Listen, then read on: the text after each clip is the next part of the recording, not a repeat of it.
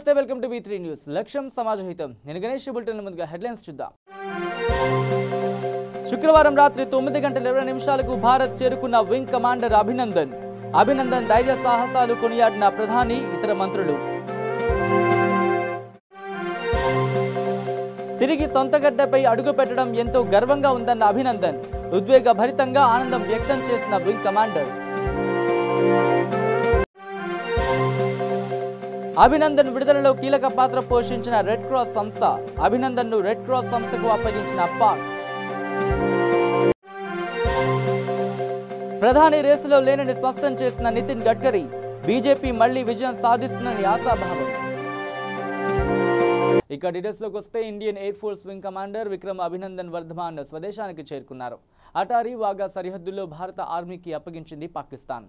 రాత్రి సుమారు 9:20 ప్రాంతంలో భారత గడ్డపై అడుగుపెట్టారు.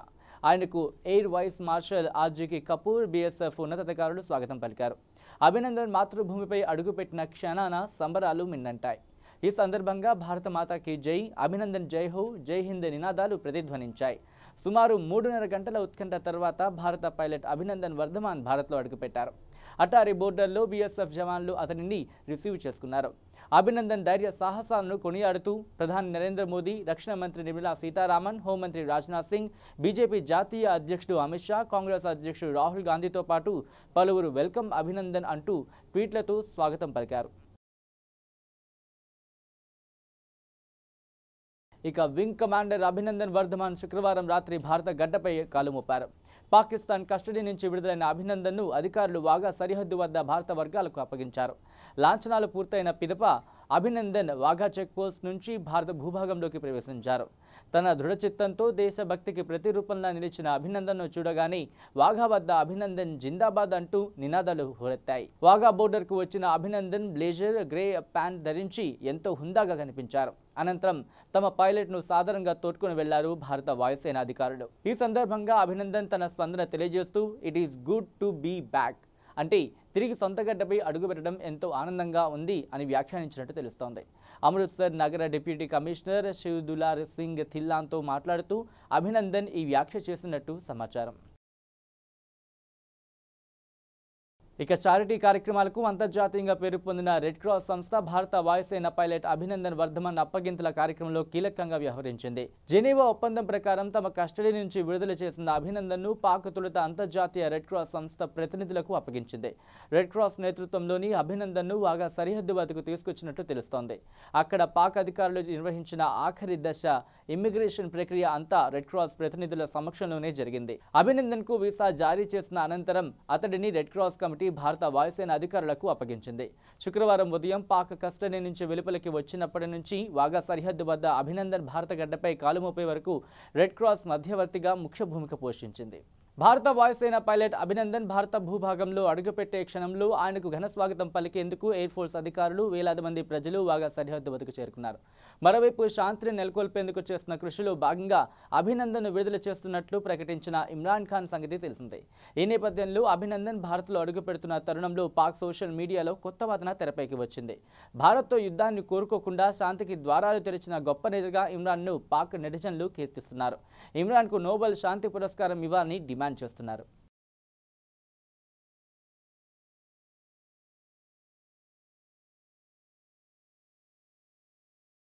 భారత్, పాకిస్తాన్ దేశాల మధ్య ఉద్రిక్తతల పరిస్థితుల నేపథ్యంలో ప్రపంచ దేశాలన్నీ భారత్ వెంటే నిలిచాయి.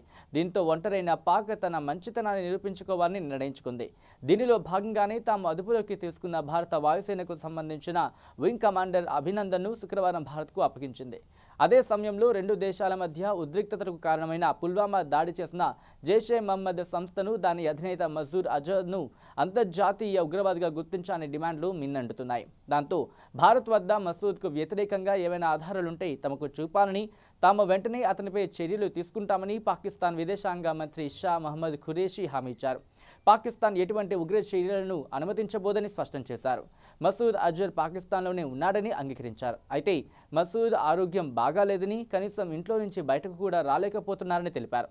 అతనిపై చర్యలు తీసుకోవాలంటే భారత ప్రభుత్వం ఖచ్చితమైన ఆధారాలు చూపాలని వెల్లడించారు. ఆధారాలు లేకుండా ఏమీ చేయలేమని స్పష్టం చేశారు. భారత్ పాక్ మధ్య తీవ్ర ఉద్రిక్తతలు కొనసాగుతున్న నేపథ్యంలో ఎన్నికలు సజావుగా సాగే అవకాశం ఉందా అన్న మీడియా ప్రశ్నకు ఆయన ఈ విధంగా స్పందించారు. ఎన్నికల సన్నాహాల్లో భాగంగా 2 రోజులుగా అరోరా ఉత్తరప్రదేశ్ రాజధాని లక్నోలో పర్యటిస్తున్నారు. వచ్చే ఎన్నికల్లో పోటీ చేసే అభ్యర్థుల స్వదేశంతో పాటు విదేశాల్లో ఉన్న ఆస్తుల వివరాలను కూడా వెల్లడించాల్సి ఉంటుందని అన్నారు ఆయన. వారిచ్చిన సమయాన్ని ఐటీ విభాగం నిర్ధారిస్తుందని, తేడాలుంటే చర్యలు తీసుకుంటామని తెలిపారు. ఎన్నికలు నిష్పక్షపాతంగా జరిపేందుకు ఈసీ కట్టుబడి ఉందన్న అరోరా ఉద్వేగ రెచ్చగొట్టే ప్రసంగాలపై చర్యలు తీసుకుంటామని హెచ్చరించారు. ఇక కేంద్ర ప్రభుత్వంలో బలమైన ప్రభుత్వం ఉంటే తమ ఆటలు సాగవని ఇక్కడి నేతలు భావిస్తున్నారంటూ సీఎం చంద్రబాబుపై ప్రధాని నరేంద్ర మోదీ పరోక్ష వ్యాఖ్యలు చేశారు. శుక్రవారం సాయంత్రం విశాఖపట్నంలోని రైల్వే గ్రౌండ్స్ లో బీజేపీ ప్రజా చైతన్య సభలో మోదీ ఎంతో ఆవేశంగా ప్రసంగించారు. మోదీ అధికారంలో ఉంటే తాము ఇష్టారాజ్యంగా నడుచుకోవడం కుదరదని ఇక్కడి నాయకులు భయపడుతున్నారంటూ విమర్శించారు. తమ చేతకానితనాన్ని కప్పిపుచ్చుకోవడానికి తనపై విమర్శలు చేస్తున్నారంటూ మండిపడ్డారు. ఇక్కడి నేతలకు యూటర్న్ తీసుకోవడం బాగా అలవాటని విమర్శించారు. తనకు వ్యతిరేకంగా కూటమి కట్టిన నేతలకు ప్రత్యేకంగా అజెండా అంటూ ఏమీ లేదని, నల్లధనం దాచుకున్న వారిపై చర్యలు తీసుకోవడమే వారికి కంటగింపుగా మారిందని ఆరోపించారు. ఇక్కడి నేతలు ఎలాంటి వారితో జట్టు కడుతున్నారో ప్రజలు గమనించాలని చంద్రబాబు, రాహుల్ గాంధీల మైత్రిపై పరోక్ష విమర్శలు చేశారు. ఇక్కడున్న కొందరు నేతల మాటలు దారుణంగా ఉన్నాయని, వాళ్లు పాకిస్తాన్కు మద్దతుగా మాట్లాడుతున్నారని ఆగ్రహం వ్యక్తం చేశారు. తనపై కోపంతో దేశాన్ని దెబ్బతీయాలని భావిస్తున్నారని, దేశాన్ని కించపరిచే ఇలాంటి నాయకులతో ప్రజలు జాగ్రత్తగా ఉండాల్సిన అవసరం ఉందని అన్నారు. ఇలాంటి నాయకుల మాటలతో దేశ సైనికుల ఆత్మస్థైర్యం దెబ్బతింటుందని ఆయన ఆవేదన వ్యక్తం చేశారు. అంతకుముందు తన ప్రసంగం ఆరంభంలో ప్రధాని తెలుగులో మాట్లాడి సభికులను ఆకట్టుకునే ప్రయత్నం చేశారు.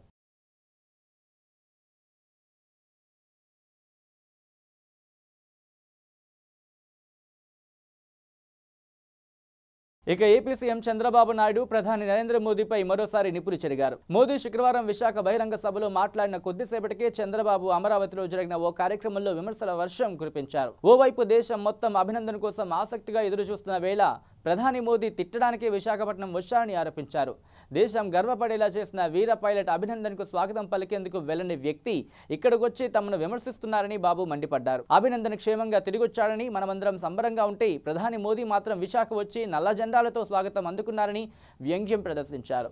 సౌదీ యువరాజు వస్తే స్వయంగా వెళ్లి స్వాగతం పలికిన ప్రధానికి అభినందన్ వంటి దేశభక్తుడు కనిపించకపోవడం దారుణమని చంద్రబాబు వ్యాఖ్యానించారు. అభినందన్ కోసం వాగా వెళ్లకుండా మనల్ని తిట్టడానికి విశాఖ రావడమా దేశభక్తి అంటే అని నిలదీశారు. పుల్వామా ఘటన జరిగితే ప్రధాని మోదీ రాజస్థాన్ లో ఓ రాజకీయ సభలో పాల్గొన్నారు. ఆయన మనల్ని విమర్శిస్తారు మరి అంటూ విమర్శల వర్షం గుప్పించారు. కుటుంబ పాలన గురించి మోదీ పదే పదే మాట్లాడుతున్నారని, అసలు ఆయనకంటూ ఓ కుటుంబం ఉంటే కదా కుటుంబం గురించి తెలిసేది అంటూ ఎద్దేవా చేశారు. రాజకీయాలను దేశభక్తితో ముడిపెట్టడం ప్రధాని హోదాలో ఉన్న వ్యక్తికి సరికాదు అని హితవు పలికారు ఏపీ సీఎం. యుద్ధం వచ్చింది కాబట్టి ఎన్నికల్లో గెలుస్తామనుకుంటున్నారు. యడ్యూరప్ప చేసిన ఆ కామెంటే బీజేపీ రాజకీయానికి నిదర్శనం అంటూ మండిపడ్డారు ఏపీ సీఎం. ప్రధాని చాలా కాలంగా make in India, made in India, digital India అని ఎన్నోసార్లు చెప్పారని, కనీసం వాటిలో ఒక్కటైనా జరిగిందా అంటూ ప్రశ్నించారు. ఇలాంటివన్నీ అడుగుతున్నారని, ప్రధాని మోదీకి నాపై చాలా కోపంగా ఉంది, కనిపిస్తే కొడతారేమో అంటూ ఛలోక్తి విసిరారు చంద్రబాబు నాయుడు.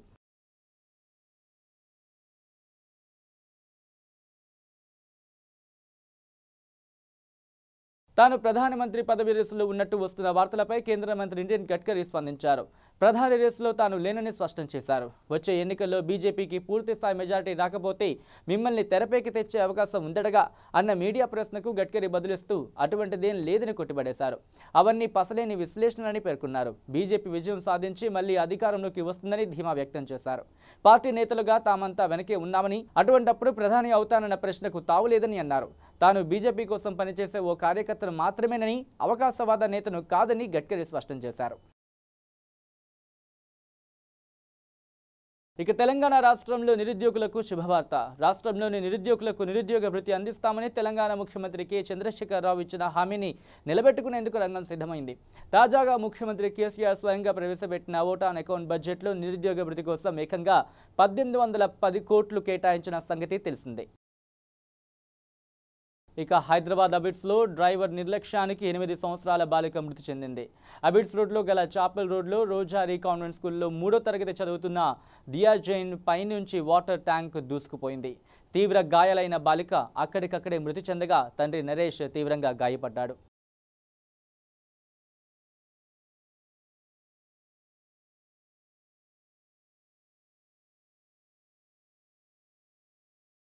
బ్రిటన్లో షార్ట్ బ్రేక్ తీసుకుందాం. శ్రీ గాయత్రీదేవి జ్యోతిష్యాలయం దిల్సుఖ్ నగర్.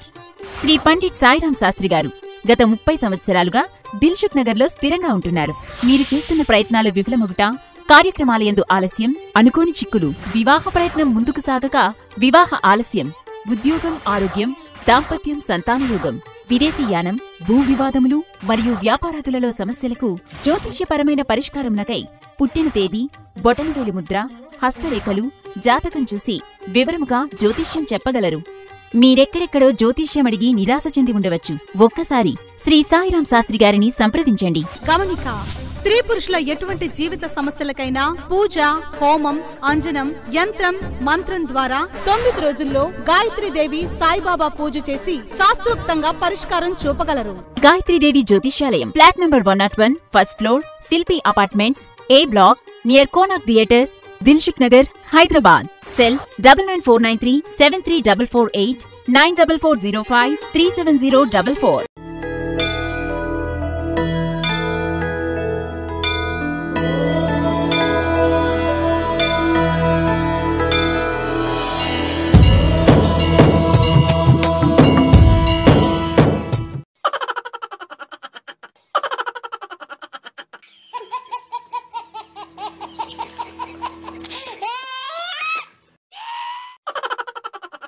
గిలిగిలిగా త్వరలో మీ V3 న్యూస్ ఛానల్లో. Welcome back. ఇక ఒక నియోజకవర్గంలో 20 మంది అభ్యర్థులు పోటీ చేస్తేనే ఎన్నికల అధికారులు తలలు పట్టుకుంటారు. గుర్తులు కేటాయించలేక ఈవీఎం బ్యాలెట్లపై పేర్లు సరిపోక ఇబ్బందులు పడుతూ ఉంటారు. అలాంటివి ఏకంగా 1000 మంది పోటీ చేస్తే వినడానికే షాకింగ్గా ఉంది కదా. కేసీఆర్ కూతురు ఎంపీ కవితకు పసుపు రైతులు షాక్ ఇచ్చారు. వచ్చే లోక్సభ ఎన్నికల్లో నిజామాబాద్ ఎంపీ స్థానం నుంచి పోటీ చేసేందుకు సుమారు 1000 మంది పసుపు రైతులు సిద్ధమవుతున్నారు. పసుపుకు మద్దతు ధర కోసం పోరాటం చేస్తున్న రైతులు తమ సమస్యను అటు కేంద్రం గానీ ఇటు రాష్ట్ర ప్రభుత్వం గానీ పట్టించుకోవడం లేదని వాపోతున్నారు. తమ సమస్యను దేశం దృష్టికి తీసుకువెళ్లేందుకు వినూత్నంగా నిరసన తెలుపుతామని, అందుకే లోక్సభ ఎన్నికల్లో పోటీ చేస్తామని స్పష్టం చేశారు. పసుపును ఎక్కువగా పండించే 200 గ్రామాల నుంచి సుమారు 1000 మంది రైతులు ఎన్నికల్లో పోటీ చేస్తారని జాయింట్ యాక్షన్ కమిటీ వెల్లడించింది. పసుపును పండించే ఊళ్లలో గ్రామాభివృద్ధి కమిటీల నుంచి 5,000 రూపాయల నుంచి 10,000 రూపాయలు సేకరించి సెక్యూరిటీ డిపాజిట్ చెల్లిస్తామని తెలిపారు. అలా చేయడం వల్ల రైతులపై ఆర్థిక భారం ఉండదని తెలిపారు. ఇక జోగులాంబ గద్వాల జిల్లా కేంద్రంలో ప్రతి ఒక్కరూ ఓటర్ జాబితాలో పేర్లు సరిచూసుకోవాలని జిల్లా కలెక్టర్ శశాంక్ అన్నారు.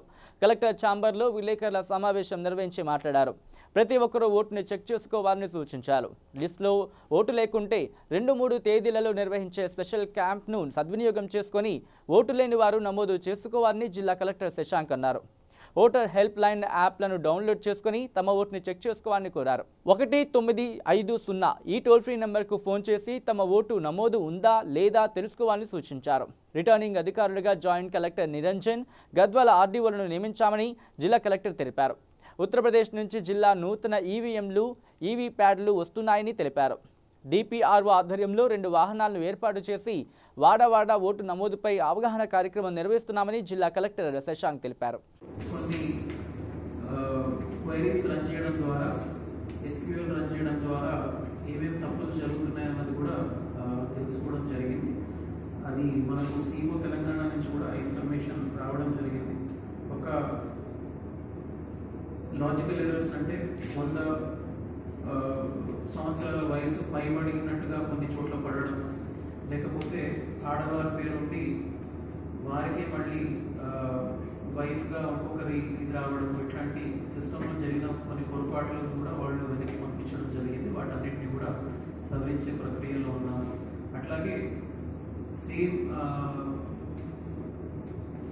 నేమ్స్ ఉన్నవాళ్ళు, అంటే ఒకరి పేరు పోలిన పేర్లు ఉన్న లిస్ట్ కూడా మా దగ్గరికి పంపించడం జరిగింది. వాటన్నిటిని కూడా వెరిఫై చేస్తున్నాము. ఇవన్నీ ఎందుకు జరుగుతాయంటే మనకు ఈ డూప్లికేట్స్ తగ్గించడానికి, అండ్ అట్లాగే ఏదైనా సిమిలర్ ఎంట్రీస్ ఉంటే వాటిని తగ్గించడానికి, అట్లాగే చనిపోయిన వారు ఉంటే వాటిని తీసివేయడానికి ఇవన్నీ చర్యలు తీసుకోవడం జరుగుతుంది.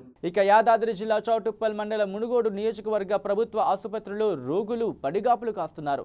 ప్రభుత్వ ఆసుపత్రిలో వైద్యుల నిర్లక్ష్యంతో గర్భిణీలు అష్టకష్టాలు పడుతున్నారు. అరకొర సదుపాయాలతో ఎక్కడ చూసినా చెత్త ఉండడం వల్ల దుర్వాసన వెదజల్లుతోంది. కేవలం చూడడానికి పరిమితమైన డాక్టర్లు, గర్భిణీల స్కానింగ్ పరికరాలు అందుబాటులో లేనందున డాక్టర్లు ప్రైవేట్ మరియు వారి అనుబంధ స్కానింగ్ కేంద్రాలకు పంపడం జరుగుతోంది. హాస్పిటల్లో సరైన సదుపాయాలు లేకపోవడంతో హైదరాబాద్ మరియు ఇతర ప్రాంతాలకు పంపడం జరుగుతోంది. గర్భిణీ స్త్రీలకు వరండాలోనే వైద్యం చేస్తున్నారు. వైద్యులు సకాలంలో హాజరు కాకపోవడంతో రోగులు ఎదురు చూసే పరిస్థితి ఇక్కడ చోటు చేసుకుంటోంది. ఉదయం 8 గంటలకి వచ్చి 2 గంటల సమయం వరకు నిరీక్షణ చేసినా కూడా కొన్ని సందర్భాల్లో వైద్యుల దర్శన భాగ్యం కావడం లేదని రోగులు ఆవేదన వ్యక్తం చేస్తున్నారు. దీనికి తోడు ఆసుపత్రిలో వైద్యుల కొరత కూడా ఉంది. ఇక తెలంగాణ విద్యా వాలంటీర్ల రాష్ట్ర సంఘం మేరకు జోగులాంబ గద్వాల్ జిల్లాలో ప్రభుత్వ పాఠశాలలో పనిచేస్తున్న విద్యా వాలంటీర్లు తమ సర్వీస్ రెన్యువల్ మరియు సమపనికి సమాన వేతనం, ఉద్యోగ భద్రత, వాలంటీర్ అనే పదాన్ని తొలగించి కాంట్రాక్ట్ టీచర్లుగా గుర్తించాలని స్థానిక కార్యాలయం నుండి అంబేద్కర్ చౌరస్తా వరకు నల్ల బ్యాడ్జీలతో శాంతి ర్యాలీ నిర్వహించి అంబేద్కర్ విగ్రహానికి వినతి పత్రాన్ని సమర్పించారు. ఈ కార్యక్రమంలో విద్యా వాలంటీర్ల జిల్లా అధ్యక్షుడు దర్వేష్ అలీ, అన్ని మండలాల అధ్యక్షులు, ప్రధాన కార్యదర్శులు, అధిక మొత్తంలో విద్యా వాలంటీర్లు తదితరులు పాల్గొన్నారు.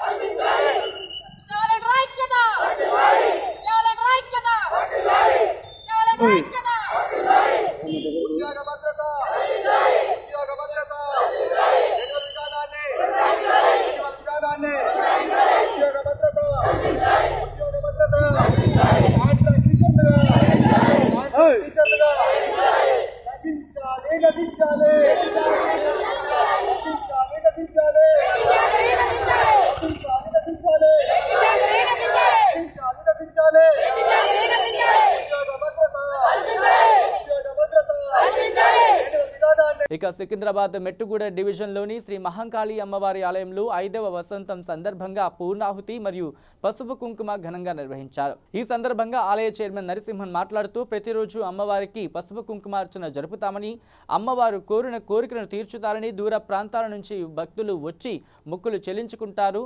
ఈ ఆలయ ఉత్సవాలను ప్రతి సంవత్సరం ఘనంగా నిర్వహిస్తామని ఆలయ కమిటీ చైర్మన్ పేర్కొన్నారు.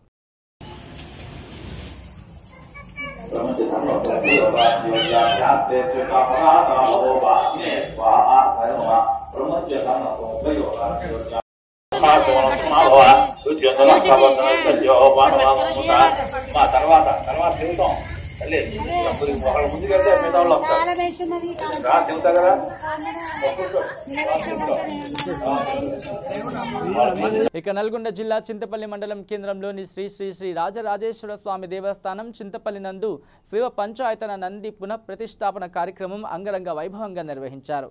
ఈ రోజు ఆదిత్యుని మహేంద్ర శర్మ, ఆదిత్యుని సత్యనారాయణ శర్మ, ఆదిత్యుని మురళీ శర్మ ఆధ్వర్యంలో 2వ రోజు మాఘ బహుళ దశమి శుక్రవారం ఉదయం 8 గంటల నుంచి గణపతి ప్రార్థన, శాల ప్రవేశం, మండప పూజలు, జపములు, మూలమంత్ర హోమం, తీర్థప్రసాద వితరణ ఈ రోజు కార్యక్రమంలో ఈ వేడుకలు జరిగాయి. చింతపల్లి మండల పరిధిలోని ఆయా గ్రామాల ప్రజలు అత్యధికంగా పాల్గొని స్వామివారి తీర్థ ప్రసాదాలను తీసుకొని హోమం జరిగే వేడుకలు తిలకించారు. ఈ హోమ కార్యక్రమంలో చింతపల్లి సర్పంచ్ ముచ్చల్ల యాదగిరి భాగ్యలక్ష్మి, ఆలయ కమిటీ చైర్మన్ కోమిరిశెట్టి వెంకటయ్య దంపతులు, ఆలంపల్లి వెంకటయ్య దంపతులు హోమం కార్యక్రమంలో పాల్గొన్నారు. శ్రీ మహాగణాధిపతయే నమః. నా పేరు మురళీధర్ శర్మ. చింతపల్లి గ్రామము, చింతపల్లి మండలము, నల్గొండ జిల్లా, తెలంగాణ రాష్ట్రం. ఇది శివ పంచాయతన ఆలయము, శివాలయము. చింతపల్లి గ్రామంలో పురాతనమైనటువంటి యొక్క ఆలయంలో శివ పంచాయతనము అంటే ఆదిత్యం, అంబికం, విష్ణు, గణనాయకం, ఆ నలుగురు సమేతంగా శివుడు రాజరాజేశ్వరి కొలువై సహితుడై ఇక్కడ కొలువై ఉన్నాడు.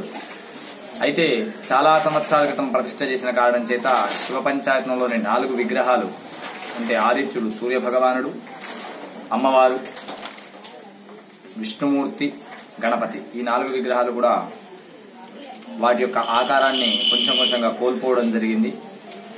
కాబట్టి ఆ విగ్రహాలను మార్చాలని సత్సంకల్పం చేసి శివ పంచాయతం అంటే ఈ 4 కూడా బలంగా ఉన్నప్పుడే ఆ శివ పంచాయతనానికి శక్తి ఉంటుంది కాబట్టి ఆ 4 విగ్రహాలను మరలా కొత్తవి తీసుకుని వచ్చి పాత వాటికి కళాపకర్షణ చేసి ఆ యొక్క విగ్రహాలు తొలగించి నూతన విగ్రహాలను మళ్లీ జలాధివాసము, ధాన్యాదివాసము, శయ్యాదివాసము ఇలా ప్రతిష్టా కార్యక్రమం జరప నిశ్చయించారు.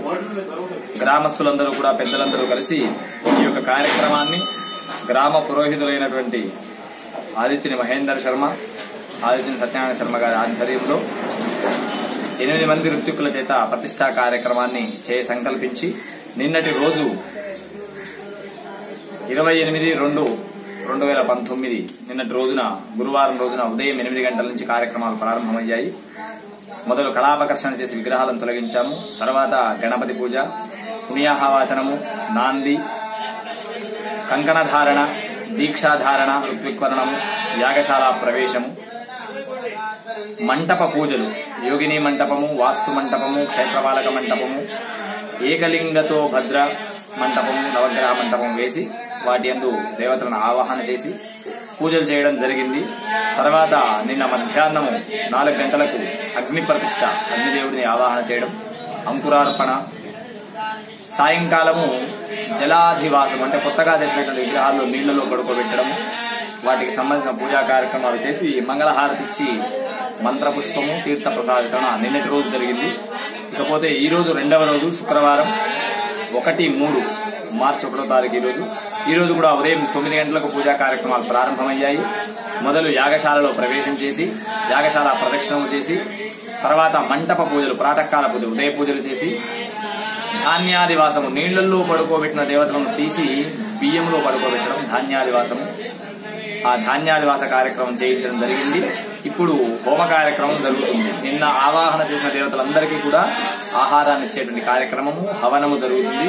జలాదివాసాంగ హవనము, యోగిని హవనము, వాస్తు హవనము, క్షేత్రపాలక హవనము, నవగ్రహ హవనము, ఏకలింగతో భద్ర హవనము మరియు మూలమంత్ర హవనములు జరుగుతున్నాయి.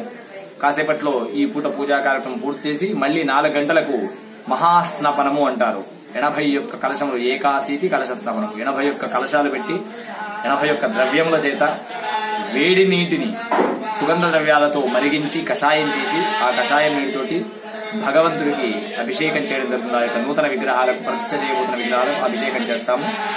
తదుపరి శయ్యాధివాసము అంటారు. స్వామిని పడుకోబెట్టడం, కొత్త వస్త్రముల మీద, మంచి వస్త్రాల మీద పడుకోబెట్టడం. పుష్పాదివాసం, పూలల్లో పడుకోబెట్టడం. ధనాదివాసం, వీలైనంత ధనాన్ని సమర్పించడం. తర్వాత పూజలు, మంత్రపుష్పము, తీర్థ ప్రసాదన ఈ రోజు కార్యక్రమాలు ముగుస్తాయి. రేపు అతి ముఖ్యమైనటువంటి రోజు 2వ తారీఖు శనివారం ఉదయం 7:30 తర్వాత పూజా కార్యక్రమాలు ప్రారంభమవుతాయి. ప్రాతకాల పూజలు చేసి విగ్రహాలు పెట్టే చోట గర్తన్యాసము అంటారు. బీజన్యాసము, నవధాన్యాలు వేయడం, రత్నన్యాసం, నవరత్నాలు వేయడం, పంచలోహాలు, ఇవన్నీ కూడా. మహాశివరాత్రి హిందువులు జరుపుకునే ముఖ్యమైన పండుగల్లో ఒకటి. దీన్ని దేశవ్యాప్తంగా ఎంతో పవిత్రంగా జరుపుకుంటారు. ప్రతి ఏటా మాఘ బహుళ చతుర్దశిని శివరాత్రిగా జరుపుకుంటారు. అయితే ప్రతి నెల వచ్చే కృష్ణ చతుర్దశికి కూడా పూజలు చేస్తారు. కానీ మహాశివరాత్రి మరింత ప్రత్యేకమైనది. మహాశివరాత్రి రోజున ఉపవాసం ఉండి జాగారం చేస్తే పాపాలన్నీ నశిస్తాయని, అంతేకాకుండా పుణ్యం వస్తుందని హిందువుల నమ్మకం. సోమవారం జరిగే మహాశివరాత్రికి శ్రీశైలం దేవస్థానాన్ని సర్వాంగ సుందరంగా తీర్చిదిద్దారు. లక్షల సంఖ్యలో రానున్న భక్తులను దృష్టిలో పెట్టుకుని దేవస్థానం అధికారులు ఇప్పటికే అన్ని ఏర్పాట్లు పూర్తి చేశారు. ఇక బులెటిన్ ముగించే ముందు హెడ్లైన్స్ మరోసారి చూద్దాం. శుక్రవారం రాత్రి 9:20 భారత్ చేరుకున్న వింగ్ కమాండర్ అభినందన్ ధైర్య సాహసాలు కొనియాడిన ప్రధాని, ఇతర మంత్రులు. తిరిగి సొంత గడ్డపై అడుగు పెట్టడం ఎంతో గర్వంగా ఉందన్న అభినందన్. ఉద్వేగ భరితంగా ఆనందం వ్యక్తం చేసిన వింగ్ కమాండర్. అభినందన్ విడుదలలో కీలక పాత్ర పోషించిన రెడ్ క్రాస్ సంస్థ. అభినందన్ ను రెడ్ క్రాస్ సంస్థకు అప్పగించిన పాక్. ప్రధాని రేసులో లేనని స్పష్టం చేసిన నితిన్ గడ్కరీ. బీజేపీ మళ్లీ విజయం సాధిస్తుందని ఆశాభావం. ఇవి bulletin updates. Keep watching V3 news. లక్ష్యం సమాజ హితం.